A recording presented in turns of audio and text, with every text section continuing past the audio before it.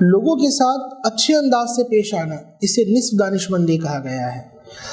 اور ان سے معلومات حاصل کرتے ہوئے اچھے طریقے کو اختیار کرنا نصف علم قرار دیا گیا ہے۔ آج ہمیں اپنی روزمرہ زندگی میں بہت سی چیزیں دوسروں سے معلوم کرنا پڑتی ہیں، لیکن اس معلومات کے دوران ہمارا طریقہ کار کیا ہوتا ہے؟ ایک بڑی تعداد ہے جو غیر شائستہ لہجے میں اور غیر معروف طریقے میں چیزوں کو حاصل کرنا چاہتے ہیں، اور وہ چیزیں اتنی فائدہ مند پھر ان کے لیے نہیں ہو پاتی ہیں، وہ مفید معلومات حاصل نہیں کر پاتے۔ بالخصوص ہم جب علماء کے پاس جائیں، مفتیان کرام کے پاس جائیں، تو ان سے بھی اگر ہم مسئلہ معلوم کرتے ہیں یا کسی صاحب فن سے ہم کوئی نالج حاصل کرنا چاہتے ہیں، تو ہمارا انداز اتنا دلکش اور خوبصورت ہونا چاہیے